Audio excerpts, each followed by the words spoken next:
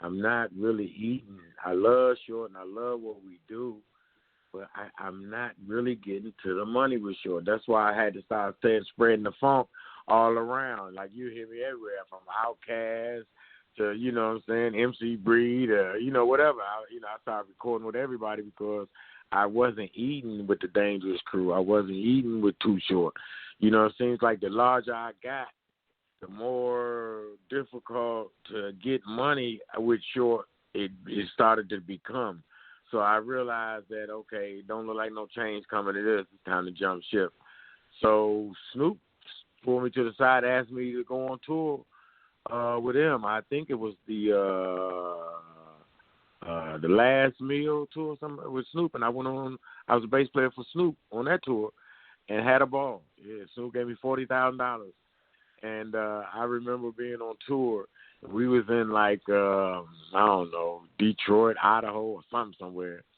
And Snoop came to my room. He said, Shorty B. I said, what's up, Snoop? He said, you know, Short and them downstairs. He said, ain't Banks and them down there at the bar. So I go downstairs. I got all this Snoop Dogg stuff on. You know what I'm saying? I say they like, so Aunt Banks, you know, which is, you know, Aunt Banks is my dog. You know, we all brothers. We Dangerous Crew for life. So when Aunt Banks see me with all this Snoop Dogg on, we headlining. Snoop headlining. So they looking at me, they're like, oh, man, why you ain't got a Short Dog jacket on? And I say, man, because Short Dog don't pay like Snoop Dogg. They got Too Clean and them got so mad at me that night, but I really got down that night. But we had a good show with, I was a bass player for Snoop, did that whole tour. I did it for another great bass player who I like. I like his tone and his chops, and they called me. Him and Snoop called me. I think it's Cornelius Mims or something, and he did a lot of that bass on Snoop's records. And called me and asked me could I fill in for him because he had to do a tour with somebody else, and that's how I got the gig with Snoop Dogg. And yeah, Snoop gave me 40 racks, and I did the tour. I think we did about 12, 13 shows, but it was nice, man. I had a ball. Yeah, absolutely. And you get paid, you know, what you're worth. Well, I never understood why who didn't get paid, you know, or you know, contributing musicians, engineers, whatever, didn't get paid their value. You know what I'm saying? You were behind a lot of hits. You know, that's kind of like why, you know me by my hits, but you really don't know my face, you know, because like I fell out of love with the music game so long ago because people were so deceitful and greedy, and I knew it was going to end up with a problem with me, you know what I'm saying? So I just kind of, and then after dealing with Short, you know what I'm saying, I fell out of love with it because, you know what I'm saying, it's like, man, you know, all I want to do is, you know, make music, man, you know what I'm saying, and you know, let the chips fall where they may or where they're supposed to.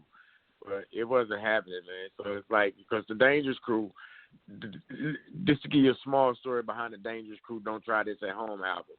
That album was never really supposed to be. That was that album was an excuse for Jive Records to give Too Short some money. They gave because Short needed some money. They needed to come up with an excuse or some way to keep their hand in or keep him in their pocket or somehow. So they said, all right, give me a Dangerous Crew album.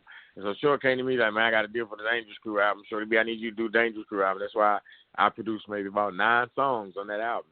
You know, I orchestrated that album. That's basically my album because I did it. You know, don't get me wrong. You know, everybody's involved, but I orchestrated it. I took the time out to put the songs together, record the songs. You know what I'm saying? I made it happen because Short asked me to, but there was no promotion behind that album. There was no budget, no money, no video or nothing. I did a 1.5-minute commercial, instrumental thing, and was in the studio one day in Atlanta, and Eric Sermon and Too Short came by, and they heard that song. I did a song on that album called Buy You Some.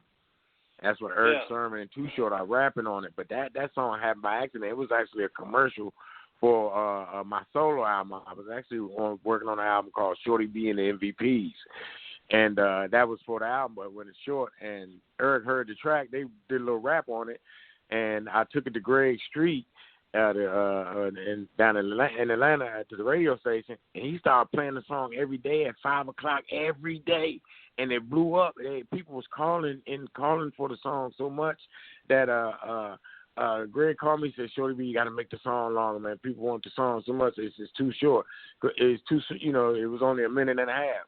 So if you listen to the song, you can hear where I added another 3 minutes to the song. I came with and it comes in with a bass, a live bass. The first minute of that song is only guitar, drum, and me playing live drums and acoustic guitar and a little bass, keyboard bass under it on the first half. Then you hear live bass come in on the second half of the song. That's when I just went back in the studio, recorded that second half, and just spliced them together. And it turned out to be a multi-platinum song called Buy You Some with Eric Sermon and Too Short, which has actually got a video on that song, too, on the YouTube. But it's funny how that came together. Yeah, that album definitely, man, is a classic, and it should have been promoted a lot better. Right, you know, and that was not to interrupt you, but just to finish, that was my point. It was like, Jive, they wasn't expecting that album to, what I'm saying, go luminous for you. Where there was no budget about it. It was just an excuse.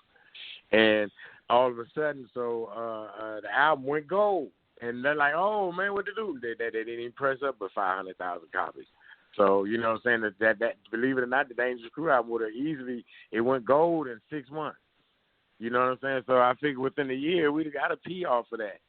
You know what I'm saying? Yeah. Or maybe even sooner because there was nothing else to buy. There was people ordering trying to get the album, but they didn't press anymore because it was an unexpected gem. They didn't expect it to do nothing. They wasn't putting nothing behind it. They didn't give a damn if it did nothing or not, and it did something. It went gold right up under their nose. They're like, man, we just dropped the ball, and they couldn't pick it back up again. So it's like, here we go again. Can't eat, so I was like, okay, I got to get out of here. I think, after all this COVID crap, if there was ever something like a Dangerous Crew tour, like with you, Banks, Pooh Man, Spice, I mean, everybody, Short, everybody, I think that would be highly successful. Man, let me tell you something, man. I want the world to hear me say this. I want the world to hear me say this, what I'm about to say, about responding to what you just said. I get calls all the time, man. When the Dangerous Crew gonna do another album, whatever, how come y'all don't ever do that? The reason is Too Short. It's like nobody Short he's not loyal, and like basically it would have to be almost damn near me to try to put all these guys together because everybody still messes with me. But Short has showed no loyalty to none of us. You know what I'm saying? None of us. And none of us have really eaten with Short. So, you know what I'm saying? It's like Short developed some sort of like a hidden jealousy behind the Dangerous Crew because we never flopped. Me, Pee Wee, and Banks, we never flopped. Everything we did was platinum and gold. You know what I'm saying? So it's like, but it's just like Short was like he was in his own way. He was in our way because you couldn't advance with him, and then he owned the name. So, you know what I'm saying? And like, sure. Well, I mean, come on, man. We got the Dangerous Crew. Everything we did, but damn, they're going platinum. The world is asking for us. What would it take, man? To go to record company like, look, man, I need $500,000. I need to give these guys $100,000. You know what I'm saying? So we can go on there and record a new album. They ain't got to worry about it and take care of the families. You know what I'm saying? So all we just want a situation where all we have to worry about is just creating music. Everything else is taken care of. And Short's not the type of person, like, he don't think like that. He don't think big. He don't, you know what I'm saying? Short, don't you know that, man, we come out with a good album, man, we'll sell 5 million copies. It's on fanfare alone. People want to hear from us. They're asking all the time, why haven't y'all done another album? Where's the Dangerous Crew at? When y'all gonna do another song? You know what I'm saying? They ask us all the time, but it's Short. I don't know what it is with the homie. Is he crazy or what's really going on with the homie? I just never could figure it out. You know what I'm saying? Because I'm like, man, come on, man. Like, I mean, don't get me wrong, but Short hasn't really been platinum since I left. And I left because it was about the money. I was just trying to get $100,000 for 10 songs, I couldn't get it. Everything I'm doing for you is going multi-platinum. I can't get 100,000. That was crazy. So I knew it was time to go. I didn't hold no animosity. I just knew it was time to go because I can't eat over here. And I never could figure out why you can't eat with Too Short. You just can't get no money with Too Short. You can't. Yeah, and I never understood why. I'm like, I tell Short, I say, Short, don't you know the bigger I get, the larger you look? I'm signed to you. But he seemed like he was getting jealous because I was getting bigger. So I don't know what it was. I'm just estimating God, I don't know, man. I couldn't understand it, and I have got long conversations with Banks, and Banks say, man, I was just Short, you know what I'm saying? I hung out with Short in L.A., you know what I'm saying? And I went to a few of his shows with him, and he said, man, about 75, 80% of his shows are your songs. I said, yeah. I said, but Banks said something real intelligent to me. He said, but Short don't realize he's still getting paid from your work. You don't get paid for them shows. He going out every day getting $10,000, $20,000 for your songs that he performing your songs, and you don't get a dime of that money. But these artists, they don't look at that. They don't look at it like they're so selfish and greedy that. And then the laws for publishing in areas are lacking for producers. You know what I'm saying? Because that made a lot of sense. I'm like, this man go out and make $30,000, $40,000, $50,000 a week on my music. I don't get a dime of that money. Something wrong with this picture. That's what I'm saying, man. And then I can't get money with you, and I can't get money without you. So it's just like, so it was really testing my faith, man. You know what I'm saying? And then, then you're dealing with people that, like you just don't see the real picture and just refuse to, It's kind of sad, man. I love this music. And there's, something I've been doing all my life, but it's like the business side can make it take so much fun out of it. It really becomes ugly, man. But that's what's happening with the Dangerous Crew. I'm like, Short, you can't raise some, you know what I'm saying? Like, man, come on. We should be recording. All we want to do is be able to record and concentrate. Look, we didn't play together and recorded together in over 5 years. So, we're going to need a month just to mesh. You know what I'm saying? But we grown. I said, but we grown folks now. We see, we got bills at home and families to run. So, you know what I'm saying? Just come up with some paper so we can just do what need to be done. And Short got mad at me one time. I said, Short, let me tell you something, man. You my dog, right?